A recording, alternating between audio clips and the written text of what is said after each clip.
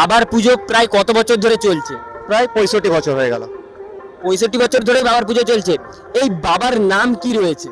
শ্রী কাশীশ্বরজি মহাদেব। শ্রী কাশীশ্বর মহাদেব। আর এই বাবা কি আপনাদের এইখানে পাতালপুর বাবা? না, পাতালপুর না। বলুন, আপনি বলুন। বাবাকে তাহলে কোথা থেকে নিয়ে আসা হয়েছে? আমি যেটা শুনেছি, আমাদের পূর্বপুরুষ বা আমার যারা বয়োজ্যেষ্ঠরা বলেছে, সামনে মিশ্র মিশ্র বলে ওদের একটা বাড়ি রয়েছিল, ওখানে পুরনো মন্দিরে বাবা ছিল। ওরা যা সেবা দান করার জন্য আমাদের ক্লাবের সদস্যরা ওখানে গিয়ে বাবাকে নিয়ে এসে মন্দিরে, তখন আমাদের মন্দির মাটি ছিল, মন্দিরে এসে প্রতিষ্ঠা করে। সেই থেকেই মাটি ভেঙে নতুন পাকার মন্দির করা হয়। সেই থেকেই বাবার পূজা আর্চা বা বাবার নামে 25 তারিখে গাজন ওঠে। প্লাস এই 25 তারিখে গাজনে ওঠার পর বাবার চড়ক আর মহাপ্রভু গৌরাঙ্গ মহাপ্রভুর অবতারযাত্রা আমাদের এখানে। আপনারা তো অনেক জায়গায় চড়ক দেখেছেন, এই নারায়ণ দিঘির চড়ক কি আপনারা দেখেছেন? প্রায় 65 বছর ধরে এই নারায়ণ দিঘির মাঠেতেই চড়ক অনুষ্ঠান চলছে এবং এইখানে আপনারা এই বৈশাখী গাজন কিন্তু দেখতে আসবেন আগামীকাল। বাবার মাথাতে জল ঢালা রয়েছে এবং তার সাথে সাথে পরশুদিন অর্থাৎ এই নারায়ণ দিঘির মাঠেতে আপনারা এলেই দেখতে পাবেন সেই চড়ক পিঠপুর মেলা।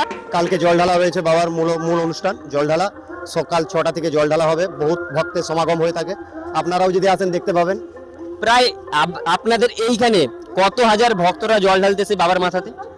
হ্যাঁ, প্রায় ক্যান্ডিডেট 200 থেকে 250 মতো ধরে রাখুন ক্যান্ডিডেট হয়, মানে বাবার মাথাতে জল ঢালতেছে। ঢালতে আসে। হ্যাঁ, দর্শনার্থী সব।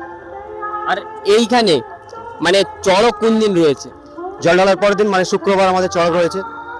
শুক্রবার আপনাদের এখানে চড়ক রয়েছে 31 তারিখ, বাংলার 31 তারিখ, 31শে বৈশাখ চড়ক। আর এইখানে মানুষজনরা রথযাত্রা কবে দেখতে পাবে? ওই পহলা জ্যৈষ্ঠর 1 তারিখে প্রথম রথ, ফেত্তি রথ 2 তারিখ, জ্যৈষ্ঠর 2 তারিখে আমাদের উল্টো রথ হয়। কত বছর ধরে সন্ন্যাস রয়েছেন? আমি এখানে প্রায় 10 থেকে 12 বছর হবে। কারণ অনেক দিন আগেই থেকে ইচ্ছে ছিল, কিন্তু সময় হয়ে উঠতে পারেনি। তারপর 10 থেকে 12 বছর প্রায় রেগুলার সন্ন্যাস, মানে প্রতি বছরই আমি সন্ন্যাস থাকি। মানে প্রতি বছর সন্ন্যাস হন, মানে আপনার কি বাবার দয়াতে না কোনো মানদের? না না, আমি ছোট থেকেই বাবার প্রতি আমার খুব টান আছে, বা বাবার ভোলানাথের প্রতি আমার একটা আলাদা ভালোবাসা আছে। সেই পরিপ্রেক্ষিতেই আমি এখানে মোটামুটি সন্ন্যাস থাকি।